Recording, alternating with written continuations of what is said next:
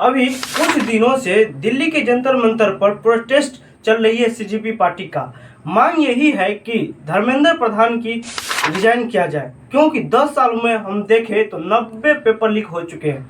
कुछ लोग hunger strike भी बैठ गए हैं। इनेस और सोनम वांगचुक जो कि साइंटिस्ट है, चलिए इसके बारे में हम बाद में बात करेंगे। यदि हम पिछले इतिहास को एक बार पलट कर देखें तो टी श्रीरामुलु एक हंगर स्ट्राइक किए थे लैंग्वेज के लिए, क्योंकि बहुत दंगे हो रहे थे, आंध्र प्रदेश को गठन करना चाह रहे थे। लेकिन 1952 में वो हंगर स्ट्राइक में बैठ जाते हैं, लेकिन सरकार उसकी मांग नहीं पूरी करती है और 58 दिन के बाद जब उसकी मृत्यु हो जाती है तब उसके एक साल बाद 1953 ईस्वी में उसकी मांग को पूरा किया जाता है। उसी तरह दिल्ली में देखा जा रहा है, हंगर स्ट्राइक अभी हो रही है, लेकिन सरकार उस पर कोई बयान नहीं आता है सरकार की।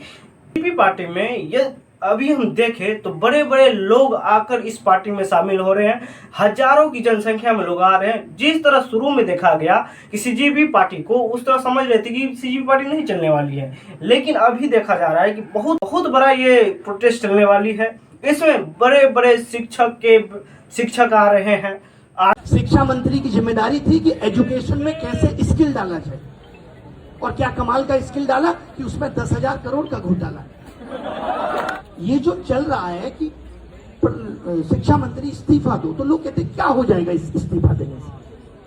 अगर आप ये सोच बना लेंगे ना कि क्या हो जाएगा, तब तो कुछ नहीं होगा, किसी से कुछ नहीं होगा। नीट पेपर देने से ही क्या हो जाएगा, डॉक्टर बन जाएंगे ना, डॉक्टर बनने से ही क्या हो जाएगा, 10 साल नौकरी कर लेंगे, नौकरी करने से क्या हो जाएगा, शादी हो जाएगी, बच्चे हो जाएंगे, एक दिन तो आपको चले ही जाना। यही सोच लीजिए फिर जब कुछ नहीं होगा किसी चीज से। इस देश में पब्लिक फंडेड यूनिवर्सिटीज का इंफ्रास्ट्रक्चर लगातार नीचे जा रहा है। मेरे विश्वविद्यालय में जब मैं अपने अकाउंटेंट से बर्सर से जाके पूछता हूं तो बताते हैं कि पिछले 10 सालों में कॉलेज के पास टीचर्स और नॉन टीचिंग स्टाफ की सैलरी को छोड़कर 1 पैसा कॉलेज नहीं पहुंचा। यानी कि दिल्ली विश्वविद्यालय का कॉलेज, इससे सरकार से आने वाली ग्रांट में केवल सैलरी बची है, बाकी सब काम यानी कि चौक खरीदने से लेकर अपनी सफाई कराने तक, व्हाइट वॉश कराने से लेकर इलेक्ट्रिसिटी का बिल देने तक, लाइब्रेरी की किताबें खरीदने से लेकर और तमाम काम जो कि प्रतियोगिताएं और क्लासरूम के लिए जरूरी होते हैं, वे सब के सब एक सरकारी कॉलेज में बच्चों की फीस से किए जा रहे हैं। फंडेड एजुकेशन मेरे ऊपर इस पूरे समाज का कर्जा है।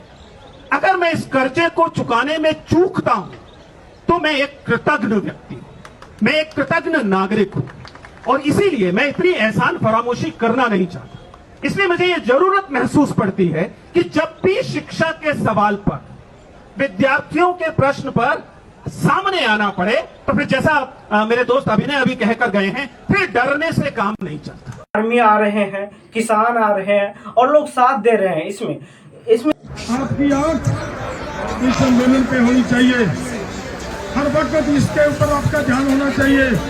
जब आपको पता चले कि आपके इस आंदोलन के ऊपर सरकार किसी तरह का हमला करने वाली है, तो आपकी जिम्मेदारी होगी कि आकर आंदोलन को संभालें।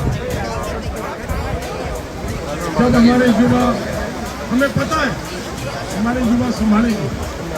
खिनौरी का हुआ था ना, रोज सूचनाएं लाती थी, आज सरकार इधर से हमला करेगी, आज सरकार उधर से हमला करेगी।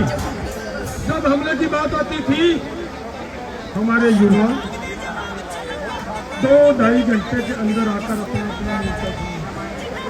सामने लेते थे ना। देखा गया है कि बहुत लोग अपने बच्चे को दुख देखा नहीं गया, तो इसमें आकर किसान के फैमिली लोग इसमें आकर अपना सहयोग। कभी जो धूप सेकते थे नैना, ठहर के छाँव ढूंढते हैं यूं, जुदा हुए कदम जिन्होंने ली थी ये कसम, मिलके चलेंगे हरदम। कल पता लगा कि 17 बच्चों ने सुसाइड किया। अब एजुकेशन इतनी महंगी कर दी है कि आधी जनता तो वैसे ही नहीं पढ़ सकती, और जो पढ़ती है वो लोन लेके पढ़ते हैं बच्चे। ये नहीं चाहिए। हमारी डेमोक्रेसी में ये नहीं चाहिए। कल पता लगा कि 17 बच्चों ने सुसाइड किया। मैं लेडी श्रीराम कॉलेज की पढ़ी भी हूँ, वो तो गए 50-55 साल, 70 में मैंने पास आउट किया था, लेकिन मेरी बीए फाइनल में जब मैं थी तो मेरी फीस 18 रुपए थी और कोई खर्चा नहीं था, भाई बस में आते जाते थे। जो एजुकेशन थी वो इतनी सस्ती थी कि जमादार का बच्चा भी पढ़ता था, वो भी पढ़ता था, हम भी पढ़ते थे। लेकिन अब एजुकेशन इतनी महंगी कर दी है कि आधी जनता तो वैसे ही नहीं पढ़ सकती, और जो पढ़ती है वो लोन लेके पढ़ते हैं बच्चे। 2 करोड़ रुपए किसी ने मुझे बताया कि मेडिकल के लिए खर्चा होता है, फिर कैसे होगा, कौन पढ़ाएगा? इसका मतलब है तुमने एक आबादी को तो पढ़ने से बिल्कुल बाहर कर। वांगचुक एक जो कि साइंटिस्ट है, अभी जंतर मंतर पर 5-4 दिनों से हंगरी स्ट्राइक पे बैठे हैं, लेकिन सरकार की कोई इस पे बयान नहीं आ रहा है कि हंगरी स्ट्राइक पे बैठे हैं। चल जाए तो दिन पे दिन सोनम वांगचुक का वेट घट रहा है, बीपी बढ़ते जा रही है और कुछ दिनों के बाद उसका स्थिति बहुत खराब चल जाएगी। नमस्कार दोस्तों, आज मेरे अनशन का 4था दिन शुरू है। मैं ठीक ही महसूस कर रहा हूँ और थोड़ा बीपी कम हुआ है, वो तो पानी और नमक बढ़ानी होगी क्योंकि गर्मी में डिहाइड्रेशन शायद हो रहा है। और शुगर लेवल का तो मैंने बताया ही था कि जब खाना बंद करते हैं तो शुगर लेवल ड्रॉप होता है, फिर कीटोसिस टेक ओवर करता है जो कि आपके फैट्स या फिर और फॉरेन सेल्स उनको खाता है। तो ये नॉर्मल है मेरे हिसाब से, मगर ये और लंबा होता जाए तो फिर फैट्स के बाद वो मसल्स को खाने लगता है, फिर ऑर्गन्स को भी खाने लगता है, फिर डेथ होती है। वो बहुत लंबे अनशन में, अभी मैं ठीक ही हूँ और वज़न हाँ कम हुआ है, 55.5 से 65 से 63 हुआ है। 2 किलो लगभग, दिन के 600-700 ग्राम कम होते हैं, ऐसा मैंने देखा है। तो ये कम होता जाएगा, ये भी नॉर्मल है क्योंकि अनशन पे बैठे हैं। हाँ, कुछ तकलीफ ज़रूर है, मगर मेरे तकलीफ़ों के कारण अगर करोड़ों बच्चों की खुशहाली होती है तो ये सस्ता सौदा है। और मुझे तो थोड़ी सी ही तकलीफ है, उनका क्या जिन्होंने जान दी अपने 20 से ज़्यादा बच्चों ने, तो वो बड़ी बात है। हम तो चाहते हैं कि इससे अगर सरकार में थोड़ी आत्मनिरीक्षण हो तो वो उनके लिए भी अच्छा है, क्योंकि भारत की जनता एक लोकप्रिय प्यारी सरकार चाहती है, एक कठोर डरावनी सरकार नहीं। तो मैं उम्मीद करता हूँ कि सरकार में भी एक एहसास शुरू होगी और वो सही कदम उठाएंगे।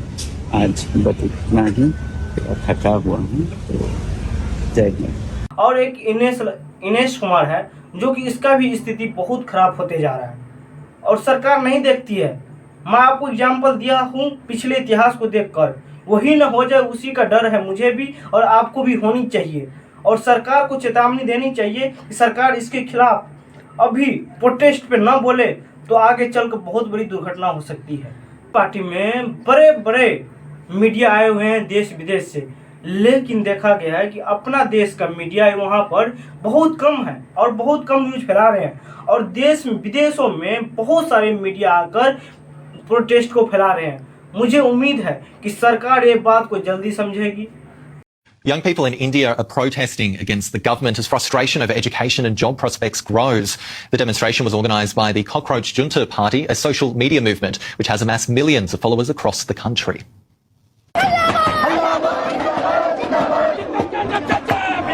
This is the kind of anger and resentment out here of the youth. We are seeing them come here, converge at this place of protest. They feel they are unseen, unheard by the political system, which they think represents them, and that is what the anger is. We can see a whole lot of students who have come here.